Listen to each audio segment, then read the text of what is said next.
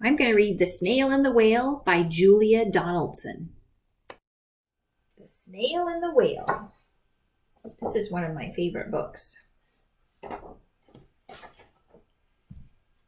This is the tale of a tiny snail and a great big, gray, humpback whale. This is the rock as black as soot, and this is the snail with an itchy foot. The sea snail slithered all over the rock and gazed at the sea and the ships in the dock. And as she gazed and sniffed and sighed, "The sea is deep and the world is wide. How I long to sail," said the tiny snail.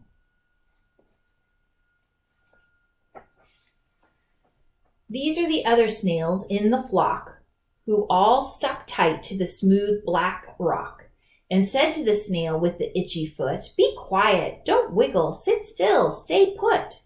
But the tiny snail sniffed and sighed, then cried, "I've got it, I'll hitch a ride."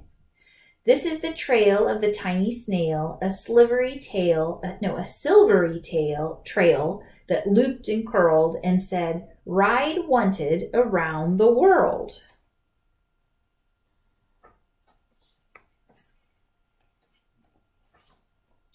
This is the whale who came one night when the tide was high and the stars were bright, a humpback whale immensely long, who sang to the snail a wonderful song of shimmering ice and coral caves and shooting stars and enormous waves.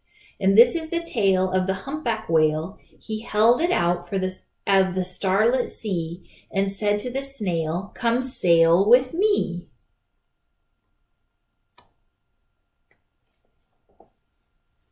This is the sea so wild and free that carried the whale and the snail on his tail to towering icebergs in far-off lands,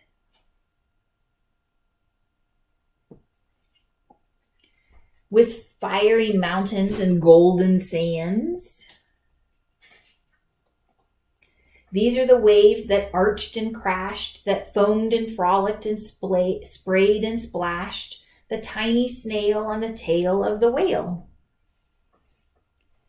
These are the caves beneath the waves, where colorful fish with leathery fins and sharks with hideous toothy grins swam past the whale and the snail on his tail. This is the sky so vast and high, sometimes sunny and blue and warm, sometimes filled with a thunderstorm, with zigzag lightning flashing and frightening the tiny snail on the tail of the whale.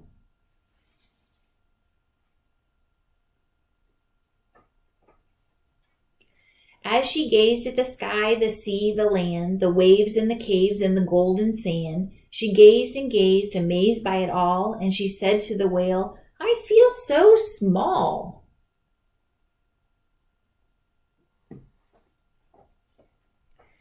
But then came the day the whale lost his way. These are the speedboats running a race, zigging and zooming all over the place, upsetting the whale with their ear-splitting roar, making him swim too close to shore. This is the tide slipping away, and this is the whale lying beached in the bay. "Quick, off the sand, back to sea," cried the snail. "I can't move on land, I'm too big," moaned the whale. The snail felt helpless and terribly small. Then, "I've got it," she cried, and started to crawl. "I must not fail," said the tiny snail. This is the bell on the school in the bay, ringing the children in from their play.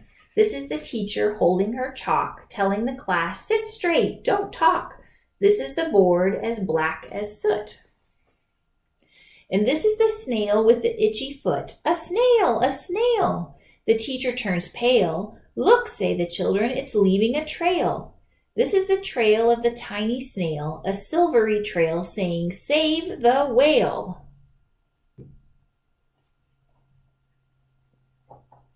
These are the children running from school, fetching the firemen, digging a pool, squirting and spraying to keep the whale cool.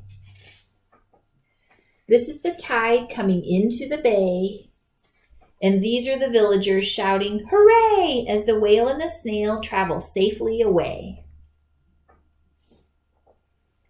Back to the dock and the flock on the rock, who said, "How time's flown, and haven't you grown?"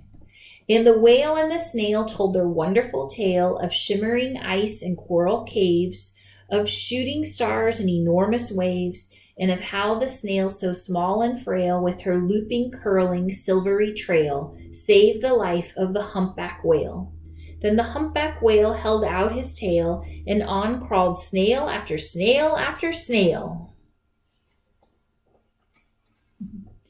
And they sang to the sea as they all set sail on the tail of the gray-blue humpback whale. The end.